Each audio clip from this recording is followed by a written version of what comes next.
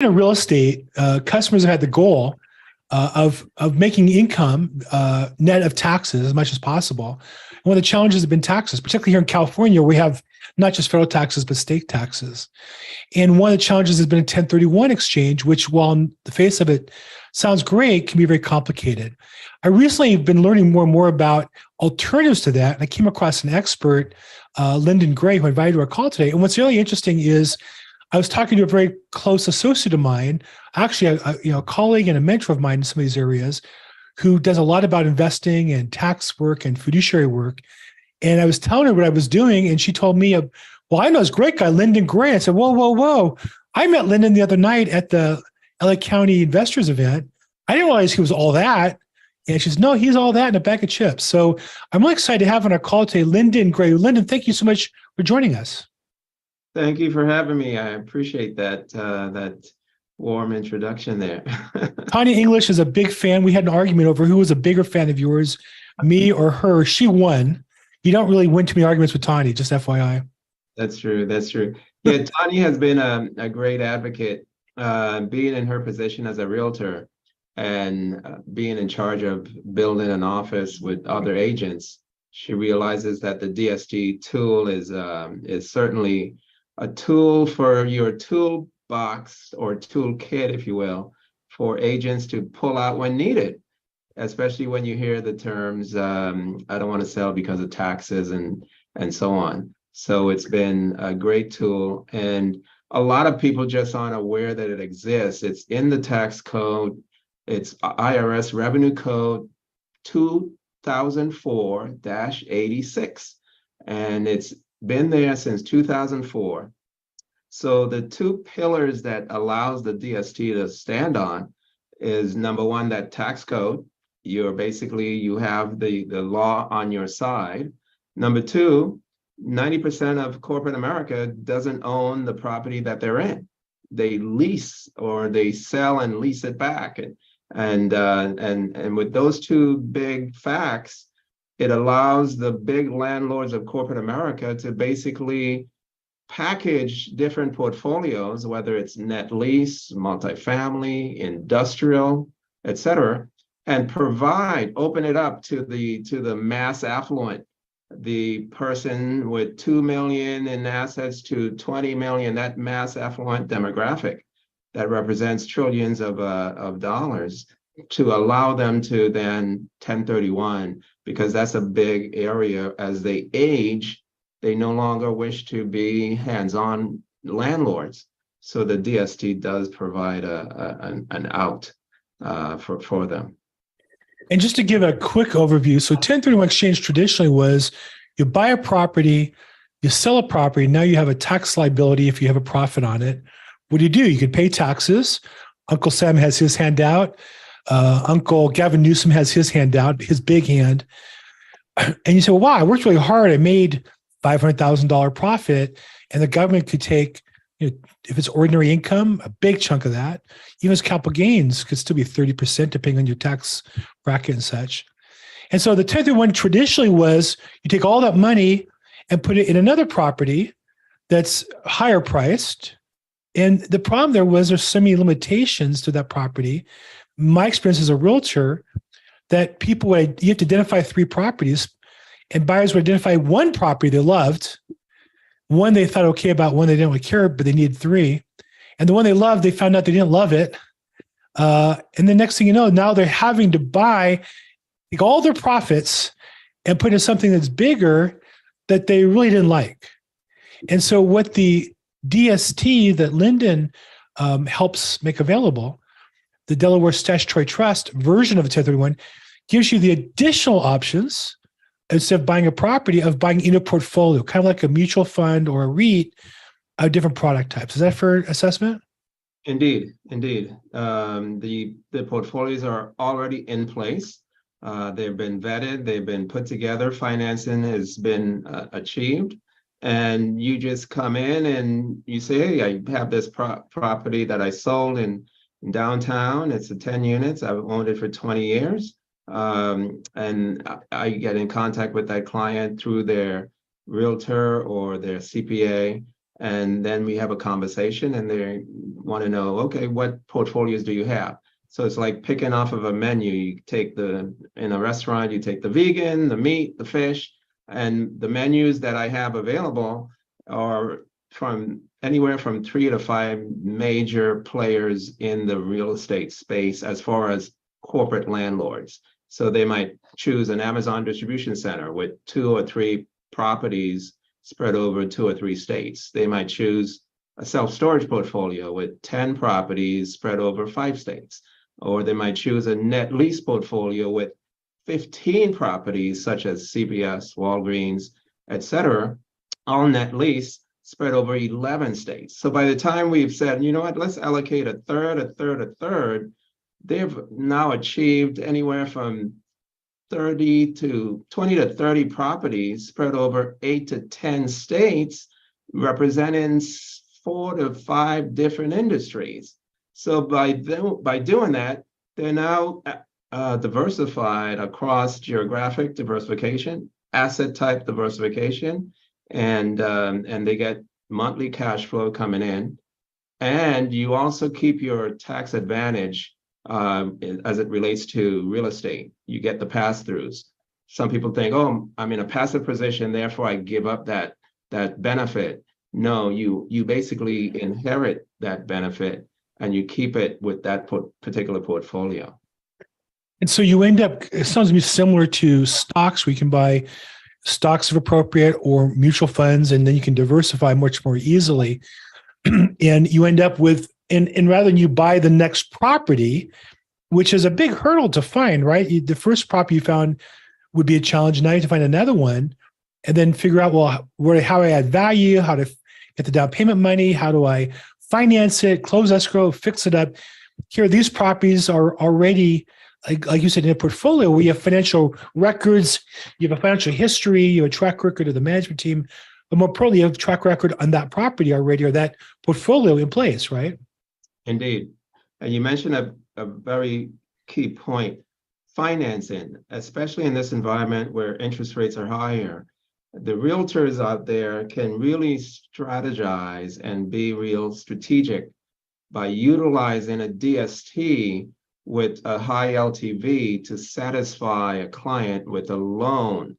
I just got a call earlier this week, Monday. An agent in the Valley has a potential prospect, 3 million asset.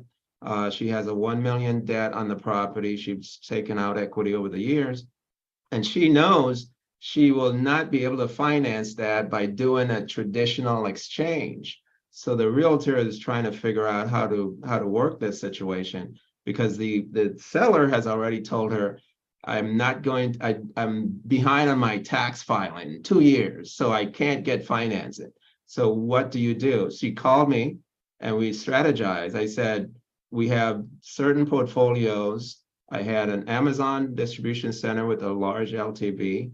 And believe it or not, Raiders headquarters in Las Vegas, their corporate headquarters and the training facility is a DST with a large LTV because it's AA plus kind of paper, because it's the NFL and they have a 25-year lease to play there, and it's supported by a multi-billion-dollar NFL contract.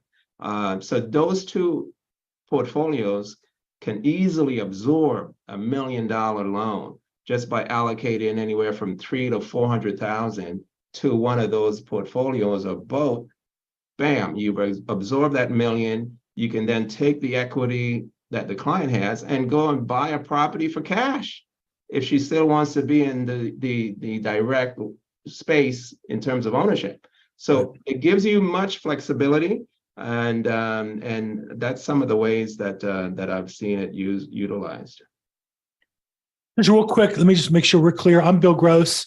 I'm an LA-based real estate broker. This is our weekly LA County Real Estate Investors Association podcast. We do this every Tuesday at 3 p.m. You get the details at LAREIC. We host a monthly event. It's the biggest event, I think, in Los Angeles, live event, the Real Estate Expo, every month on the second Thursday of the month. 6:30 to 7:30 at the Iman Cultural Center. It's on Motor Avenue, West Los Angeles, Culver City area. And they have a speaker every month as well. Let me get the picture of him in the promo for this month. Is Cliff Gager, who I actually interviewed recently on my YouTube channel. He's going to talk about how to be a successful wholesaler. That's on April 13th. So that'll be the second Thursday of the month. And then also we have vendors table. It's not that big. That's what it looks like, the class. And then we have a vendors table. We have about 50 vendors, and one of them where you can meet with us and talk to us about helping your business. I'm not going to find that.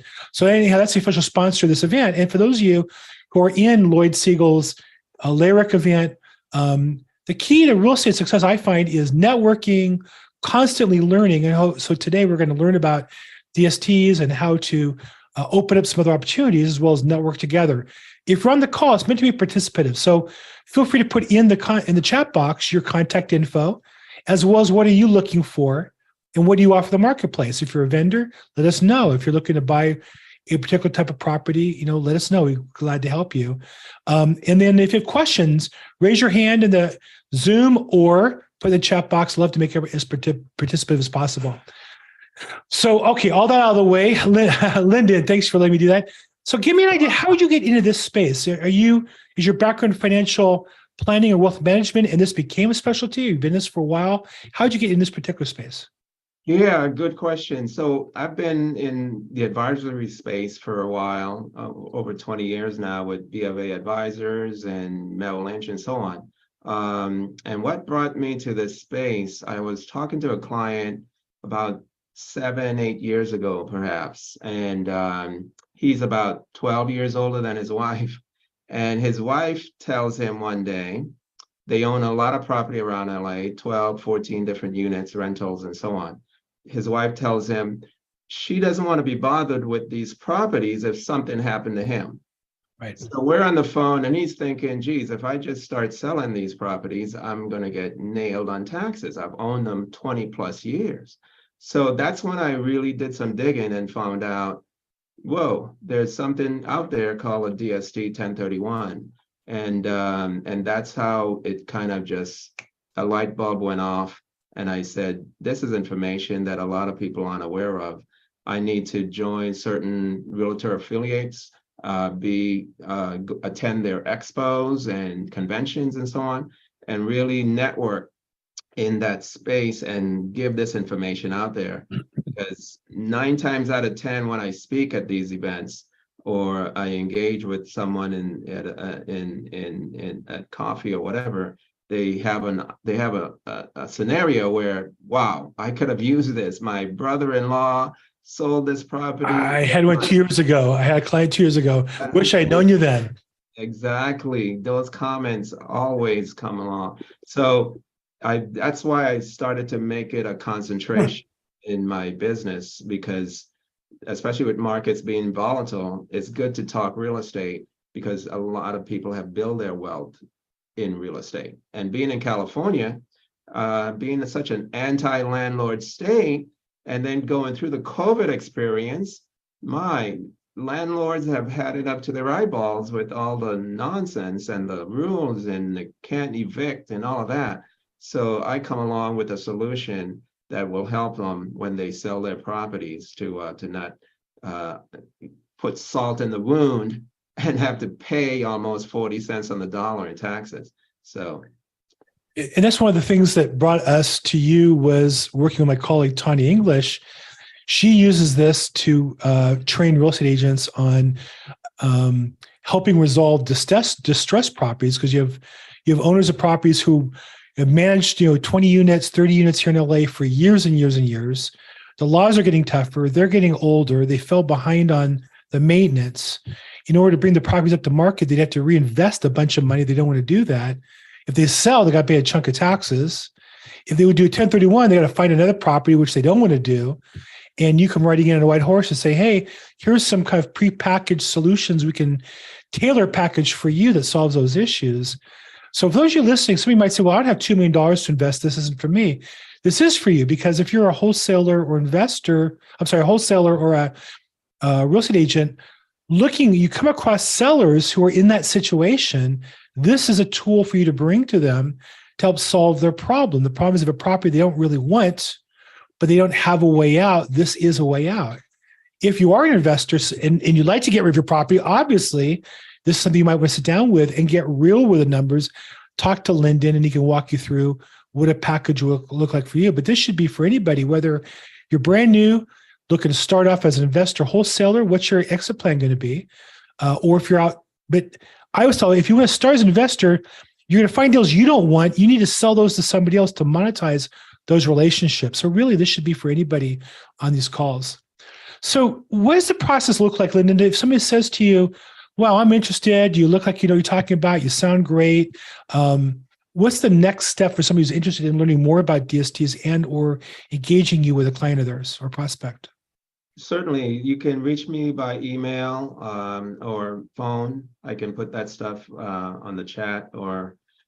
Well, I didn't mean this to be the offer, but I meant more like lay out for me the process, right? How do I go from it's a good idea to learning enough and presenting it to a customer? Do you do seminars? Is it a one-on-one consultation? What's your process look like for delivering your service? It's combination, depending on the client situation and if they're in town, if they're local. There's a lunch and learn that happens every month at several locations around the city. Beverly Hills at Ocean Prime. As a matter of fact, there's going to be one on the 28th of this month. It's 11:30 to 1. And then there's one in Pasadena. Then there's one in Orange County at the Capitol Grill. And then there's one in La Jolla at the Fleming Steakhouse. So depending on where that realtor is geographically and where their client is, I send this information out to them and get them to one of these meetings. The reason being, it's hosted by Inland, the Inland Group. No one knows the name, but their name appears on where it matters most. It's on most of the deeds that corporate America sits in as a tenant, such as Walmart, CVS, AT&T, Verizon, ESPN headquarters in Connecticut. These are all Inland Group's properties. So they host the lunch and learns. They're the 800-pound gorilla in the room because they're the largest market share in this space. They have consistently variety of portfolios every time of the week. So they're never in a dark situation where, oh, we don't have anything yet. Some of the other players out there, you have to wait a quarter or so for another portfolio to come along. But Inland is so deep pocketed, they basically take down an asset with cash because they drive a better bargain that way, whether it's a $300 million Amazon portfolio that they're putting together, it's a cash deal. Then they go to the bank and they put financing on it. So Inland speaks, the client gets to know them a little bit. There's a nice Q&A, there's a nice meal. And usually I'm there to basically meet the client and their agent and have a discussion. And then we take it from there, the next step. Are they in escrow? Do they have an offer? Are they with the accommodator? And we talk to the next steps and then look at some portfolios. And then I have a one-on-one with those clients, have a Q&A. And then we say, okay, when are you closing? Let's make sure the language is there with the escrow. So you don't take constructive receipt of those dollars unaware that it needs to be with the accommodator before you can do the exchange. And so give them a little knowledge about it, and then we take it to the next level as far as, okay, here are your options in portfolios. I like this, I don't like that. These two I'm comfortable with. And when you close escrow, this is where the proceeds would then go in for your exchange. And I think the thing also that I like about your option, I've never known of this. So I've known smaller players who offer this. And the problem is, like you say, they close out their portfolio. I had a client all lined up, but they had a deadline by December 31st. My client just came in a little late, couldn't quite move quick enough to get comfortable, and they didn't have anything for another 60 days. Whereas having a flow of deals, which makes sense, that they would have a constant flow, I think the customer should fall in love with the property they're getting. I invest in mutual funds. That's just more of the market. And then I have stocks that I really love, that I feel great about as a company.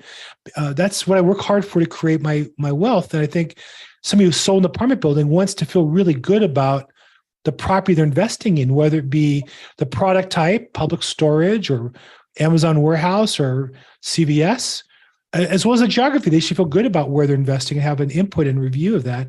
It sounds like you're offering those kind of options. And it sounds like a very consultative process. So I'm excited to talk about this with my clients. I'd love to get to bring one to you and share it. And that's why I wanted to bring it to the call today, to share with people here, whether you're an investor this is appropriate for, or an agent who has clients. We want to find clients who have problems and we want to solve the problem. This is one way to do that. Feel free, if you have any questions, to jump in, raise your hand. I see on Facebook, somebody's coming in from rainy California. We do have some rain here, though it's not all that bad, let's be honest. One of the questions we have from the Facebook group is, how long do they have to hold the funds in any of these particular investments? Usually the funds are in a portfolio, depending on the asset type, self-storage, multifamily, 3 to 5 years, I would say. And if it's industrial, then you're looking at maybe 4 to 6. The thing about the DST world, you definitely don't have the control anymore. So once you put these funds in there, that's why during the consultative process, I ask key questions. I want to know what your liquidity is like. Is there 401k, brokerage assets, et cetera? Because if the answers to those questions is no, I don't have liquidity, then this $1 million might not need to be all in DSTs. You might need to take 40% of that and put it in the bank and pay taxes on that, and just roll maybe 500 or 600 of it. So you don't have that flexibility once you're in the portfolio to wake up 6 months in or a year in and say, you know what, that $1 million I put in, send me 200,000 or sell it. No, you don't have that flexibility. But if you're in the portfolio and it goes full cycle in that 3 to 5 year window, you certainly have that option at that time to say, I like the portfolio's performance. That 300,000 is now 425,000. Let's take, send me 100,000. I'll pay taxes on that. Or let me call my agent because my son, he's now of age and we want to buy him a duplex in Riverside, et cetera. So you can go right back into direct real estate. You're not committed to the passive approach in perpetuity. You certainly have the ability to say, go back into direct real estate. But you don't have, the option is not yours to make. The call to sell, put that portfolio to market is the sponsor, such as Inland. But they are in this business to really turn these portfolios around. They're not looking to sit on an asset for 10, 12, 20 years. They're looking to turn it. And once they do that, you're certainly made aware through an email, through myself, and then we consult and decide what your options will be. And I guess if you have a portfolio of several different maturities, you have money rolling over and you have those choices once you get rolling with it. Okay. Fatima says, thanks for valuable information. Thank you for your support, Fatima, on YouTube. If you're watching this on Facebook or live or LinkedIn or YouTube, feel free to put chat comments there and we'll try to pick them up right now real quick. Great question from a Facebook user is, can the funds go from, say, California to other states? So somebody who's selling a apartment building in Los Angeles, does the money have to stay in California, or can they invest in DSTs where the properties are, maybe they want to avoid California, maybe they want to be in Ohio or Florida? Is that a possibility? Indeed. This, the DST law, it's an IRS law, and it covers all 50 states and its territories. So I had a client who, you made a comment earlier in your introduction that someone went into a DST, or not a DST, but a traditional exchange, because they were under the gun. They had the 45-day window. So he picked up a property in Tennessee, of all places, and he lives here in Los Angeles. So after he did that transaction, he certainly had like buyer's remorse, because he realizes, gee, I haven't seen the property. I have to fly down there. Wow, what am I going to do? So 2 years later, he did sell that property, and we basically bought a portfolio of DSTs. It was self-storage, net lease, student housing. So he had a mixture of properties. And speaking on another point you mentioned, how someone might fall in love with a particular category because they didn't realize they could get access to certain asset types that they feel or love. Self-storage happens to be one of them. And a lot of times when I have a self-storage portfolio, people say, you know what? I'd like to add cash to that position because I like that sector. It's not sexy, but it gets the job done as far as consistent revenue increases every year because they bump the rents annually. You get the notice if you have a storage place, you get the notice next month, your rent is going up X amount. So people can add to cash to a portfolio. But yes, to answer the lady's question, it doesn't matter where you are in the country, you can own and sell and buy elsewhere. For the record, I love industrial property. I have a nice investment in, but I can't afford to buy a whole a whole industrial park property and then do the value add on. It's out of my range, but I invest in it through a REIT. So, and I'm sure the DST has some industrial properties are similar to the ones I have. I love that sector. I like public storage as well. It's another good one. One of the questions we have on Facebook is, are the funds upon withdrawal taxed any differently? And I think what you would say is that it's no different than any other property. If you sell property, you can defer your taxes by doing a 1031 exchange into another property. If that second property, now you sell it and you take the cash, it's all taxed. I imagine the same is true of the DST, right? If I sell property, put it in DST, and at the end of that period, for whatever reason, I take the cash, now that's just going to be taxed as my ordinary gains, correct? Correct. You do get on the cash flow you receive, you do get your 1099 and your cost segregation and so on and so forth to really squeeze all the pass-throughs out. And a lot of times when I encounter clients, they've owned a property for 20, 30 years, they've exhausted all the depreciation, they've sold for $1.5 million. We divide those proceeds into 3 to 5 different portfolios. They cash flow much better, and they now take advantage of the tax benefits of those portfolios, where prior to that, they did not have any tax benefits because it was all exhausted. There was no mortgage on the property. There was no depreciation left. So whatever income they were getting, 80, 90% of it was all taxable. In this case, you definitely pick up some tax advantages with going into the portfolios. Even though you're in a passive position, you are still an owner, percentage-wise, of that portfolio. So you're entitled to all the pass-throughs based on the percentage ownership that you have. So you're not forfeiting that by any means. And that's why I think it's such a good opportunity for people starting out in sales or wholesaling and or as investors, and you find other people, these properties, which is, there's a whole population of older investors. And like Lyndon said, their loan balance might be very low because the property went up in value or paid off if they have had it for 20 years. And the taxes are paid off. And so when people buy property, they pay down the mortgage and they love the depreciation, but 20 years later, unless they've done something, there's no more depreciation or very little, and there's not much loan left, if any. And so this is a chance to reinvigorate that without getting a whole new property, which some of them will say, well, I don't want to do all that again. It was great 20 years ago when I was younger, but now I just want to enjoy the benefits. Well, here you can re-enjoy the benefits, the depreciation, and the loan. Annabelle asks, what kind of return the payout? Now, again, we're not selling anything, we're not offering any securities, but in terms of a range, just from an educational point of view, what kind of return cash on cash should an investor expect for these kind of properties? So depending on the asset type, you're looking at, say, multifamily or self-storage in the 3.5% range to 4. If you're in net lease, you're going to get in that 5.25 range. So anywhere from 3 to 5.25, depending on the asset type.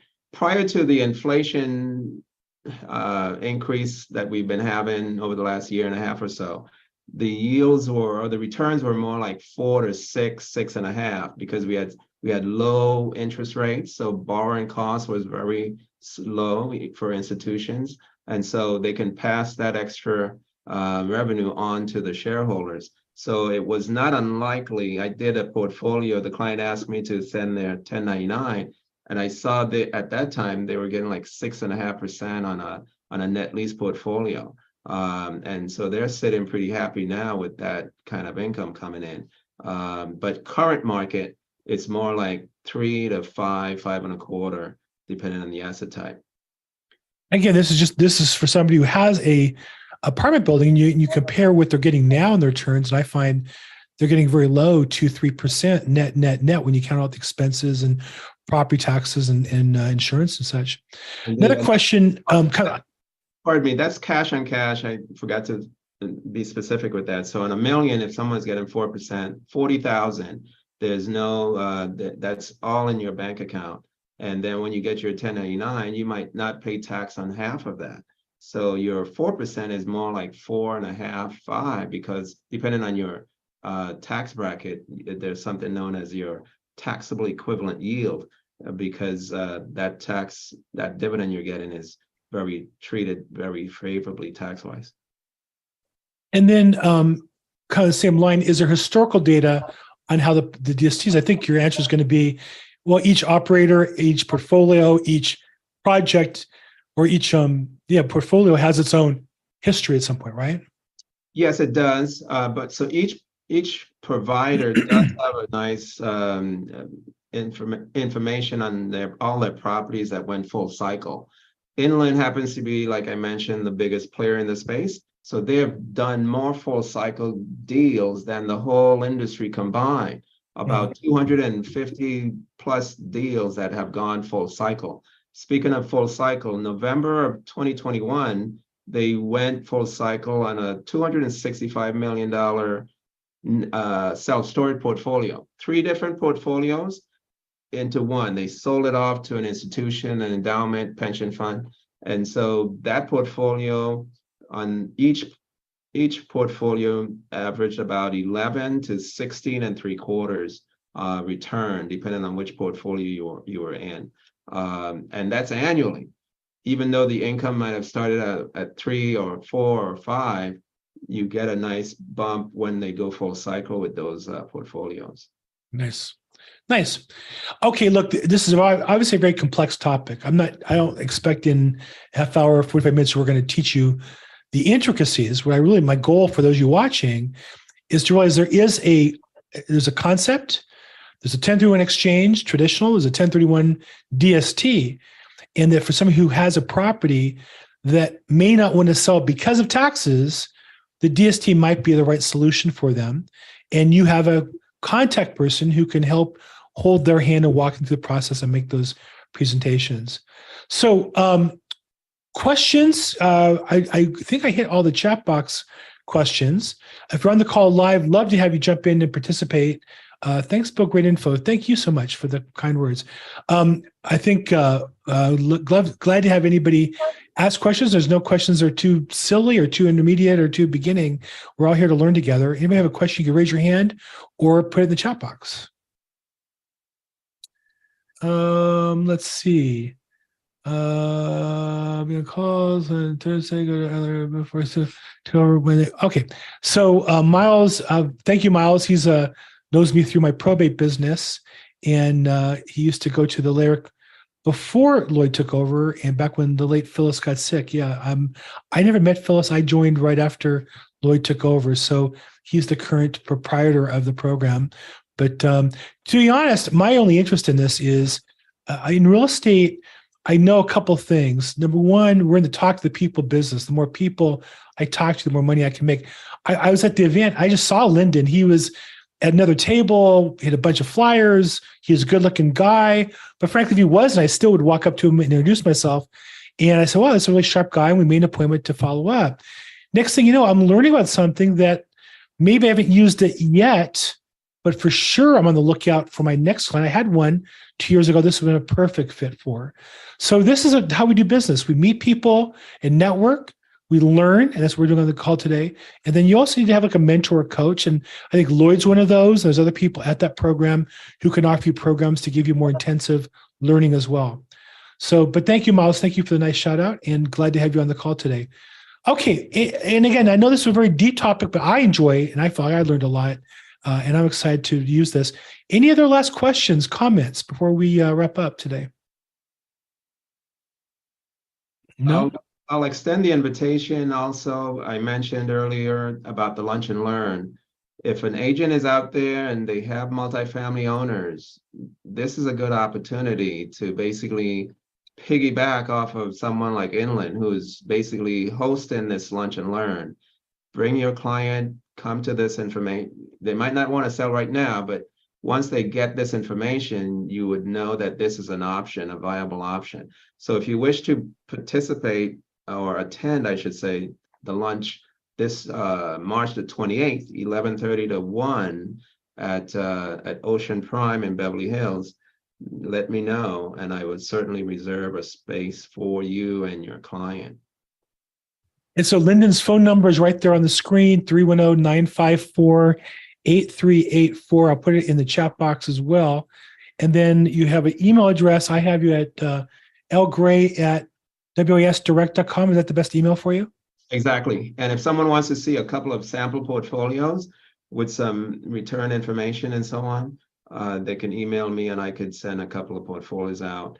And there's a good brochure. It's titled Utilizing a DST in a 1031 Exchange. It's a good educational piece, good to introduce your clients, your prospects to the conversation. And that's a good email to your prospects. I thought this might interest you. Bam. And then you follow up with a call next week. And next thing you know, you're talking about potentially listing a property. You know, I got one last question in the chat from Facebook is, who's your most likely client? Would it be a multifamily owner? For the most part, because they're the ones who you can, especially if they're in California, if they're older, and they own multifamily properties. You can own single family properties too, as long as it's not your primary residence. If you're renting them out and you're tired of renting them out, the client lives in another state and they're tired of having to see about the property, that's someone that you can certainly look to as a potential prospect.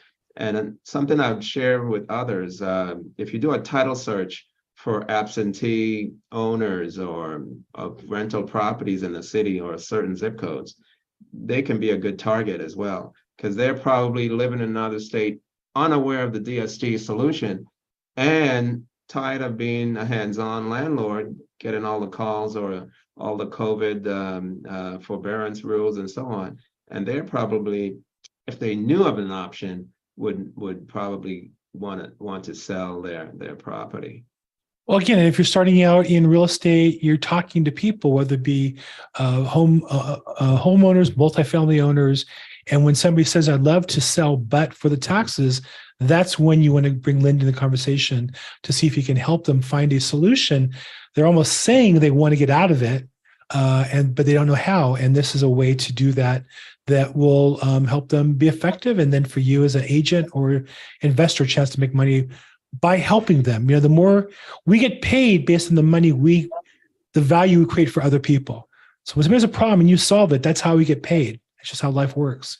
And so today, hopefully we talked about how to help people avoid paying taxes, or more importantly, how to get out of a property they might want to get rid of. So Lyndon, look, I know this is a deep topic. I really appreciate your time today going through in detail. I put your contact info in the chat box, your email, your phone number as well. And for anybody who's interested, I also put a copy of the interview I did with Tani English on this. With Tani on the same subject. We talked about this on how to approach sellers of properties with this as a tool. So Lyndon, on behalf of everybody here, thank you so much. I look forward to seeing you at the Lyric event, hopefully again on the second Thursday next month in April. I thank you. Appreciate it. Thanks for the time and interest, and be safe out there. Thank you. And for the rest of you, again, this is the official podcast for the LA Real Estate Investors Club. We get together every Tuesday at 3 p.m. Pacific. But live, we also get together on the second Thursday of the month in Los Angeles, the Culver City area. We have a talk, different speakers every month. We have a vendors expo, and then this month's talks will be Cliff Gager who's talking about how to be a successful wholesaler. For those of you who are looking to get started, he's going to go into detail on that process. I'm Bill Gross. You can find me on social media at Bill Gross EXP, or call or text me 310-210-0008. Thank you for participating, and I appreciate you all. Have a great week. Talk to you soon. Bye-bye.